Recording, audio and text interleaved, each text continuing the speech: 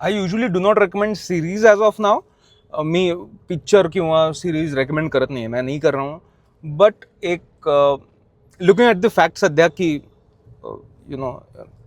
इराणवरती Israel, US आणि probably आता UK आणि अनेक देशांचा अटॅक सुरू आहे. आणि त्यांनी म्हणजे इराणनी इतर लोकांवरती, इतर देशांवरती, मिडल ईस्टमध्ये स्पेसिफिकली इतर देशांवरती अटॅक केलेत वगैरे. I really wanted to understand की ह्या लोकांचा विचार काय सुरू असतो. म्हणजे एवढा खरंच खूप विचार करून ते खूप काहीतरी असं बसूया आता एक 10 तास स्ट्रॅटेजी असं होतं का, की काय चालू असतं या लोकांच्या डोक्यात आणि how are things inter related with each other असा वगैरे डोक्यात विचार सुरू असताना एक सिरीज आली which I am recommending is the diplomat. नेटफ्लिक्सवरती हे सिरीज 3 सीझन आहेत, 8 एपिसोडचे. Again it's not about Iran in that specific series. It's खूप चांगलं पॉलिटिक्स आहे त्याच्यात. I would actually recommend you guys to watch it. It's so easy आणि real ना. It's so fast and still real. असं वाटतं की हे खरंच हे असंच होत असणार आहे.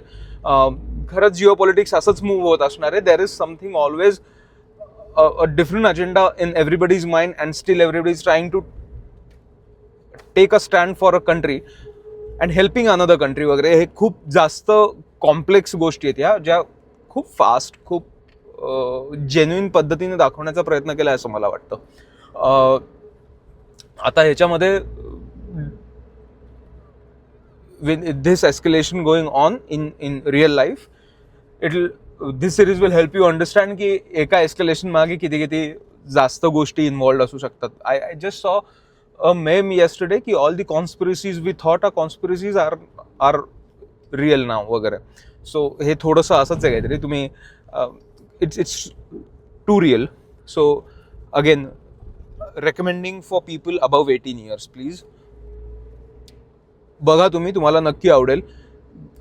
स्टोरी गोज आहे की एका डिप्लोमॅटला पलीकडे पाठवलंय, UK मध्ये पाठवलं जातं सडनली ॲज अन अँबॅसेडर. आणि it's a test for her because they want her to be vice president of United States. And the story goes ahead. पण मग तिकडं काय किस्से झालेत. अख्खा पहिला सीझन ओपनिंग सीनवरती आहे. जो ओपनिंग सीन होतो तो का झालाय ह्याच्यावरती अख्खा पहिला सीझन आहे. Second season is beyond that and third season would be way beyond that. So I would recommend you guys to watch it. अनेक टेन्शन्स कळून येतील आणि again very swiftly, very smoothly they have avoided to talk about any demographical or religious bias or religious background on anything. म्हणून त्यांनी I guess UK आणि US असा घेतलंय. पण पहिल्या सीझनमध्ये इराणचा खूप जास्त उल्लेख आहे सारखा आणि then picture is altogether different. So I would recommend you guys to watch it.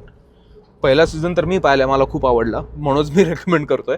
आणि चालू स्थितीला तर तो आय डोंट नो, तुम्ही म्हणताल की यार हा तर खूपच वेगळा आहे चालू स्थितीला सुद्धा. But still you will be able to understand की यार हा खूप सिमिलर आहे जे चालू आहे त्याच्यानुसार. So just go and watch and let me know तुम्हाला कसा वाटला.